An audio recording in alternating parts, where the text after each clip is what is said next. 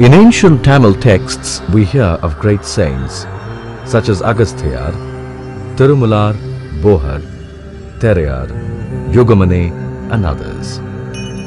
Not only were these extraordinary men great literary figures, they were also reputed physicians.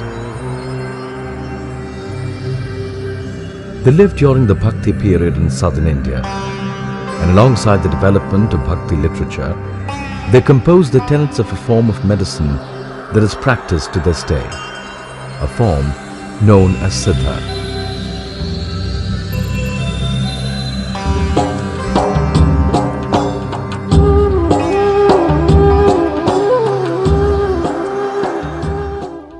The word Siddha itself means achievement, and the practitioners of Siddha were called Siddhars. Historically, this system of medicine is believed to have originated around 5000 BC from the ancient period of the Dravidian civilization. These texts describe a medical system rooted in the same fundamental philosophy as other ancient Indian systems like yoga and Ayurveda. This is an aspect of Indian culture that is of value to all humanity. It views the individual person not only in terms of a particular disease, but in terms of holistic theories of balances that are physical, cosmic and spiritual. Fulfilling the aspirations of traditional Indian medicine, Siddha aims for a harmonious existence free from disease. It rests on a deep and ancient knowledge of medicinal herbs and roots, on the senses of man, the soul and the mind. Also deeply understood is the holistic relationship between the body and nature. It is this profound knowledge that is contained in the tenets of Siddha. Through the march of time, their knowledge has been preserved through 3 Siddha academies. These academies were established at various periods to preserve the ancient Dravidian culture at various historical junctures. The first is the Patala Kendra of Lemuria in Madurai, the second Kavadapuram, and the third is the modern Madurai Academy. Siddha has features distinct from other traditional Indian medicines. One of its unique aspects is its use of metals, minerals and chemicals.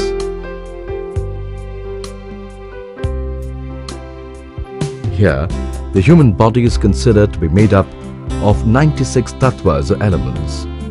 Within the body are 72,000 blood vessels, 1,300 nerves, 10 nadi or main arteries, 10 vayu or prana elements, and 10 vigangal or natural functions. These 10 vigangal cause the human body to operate as it does naturally.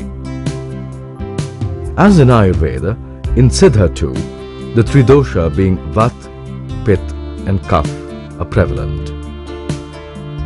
In Tamil, they are known as Mukutram. Imbalances of these elements cause disease in the human body. A Siddha treatment is aimed at correcting these imbalances. To bring about the balance of the Mukutram, certain cleansing techniques are applied.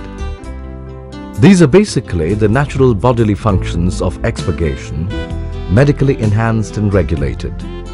These are Bante or vomiting, Bede or purgation, Pikchu or enema, Nasayam or nasal drops. Neuromuscular disorders are cured through a technique called Tokanam. This is similar to Panchkaram technique of Ayurveda.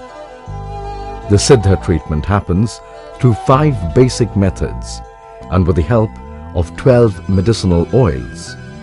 Other than these, the body is subjected to pressure therapy over 108 points for the treatment of neuromuscular disorders. Diagnosis in Siddha takes place through sensing of the pulse through the 8 key arteries known as Envagai Theravu. Neerkuri or urine examination is another important way of diagnosis. Other ways of diagnosis are through the examination of na or tongue. Niram, or the color and texture of the skin, through Morley, or sound of the voice, Khan, or the appearance of the eyes, the feeling sensed by the doctor on the touching of the skin, and finally through stool testing. Here, medicine is classified into three parts. The first are medicines made from roots and herbs called Thavaram. The second, Thatu. These are medicines composed from inorganic compounds. The third, Jangaman, is derived from animals. Today, all over India, there are over 200 Siddha hospitals and over 400 dispensaries. Alongside the prescribed medication, Siddha doctors also lay emphasis on food and drink and yoga, which are necessary for good health and long life. Today, like other ancient Indian medical systems, Siddha is also going through a reawakening.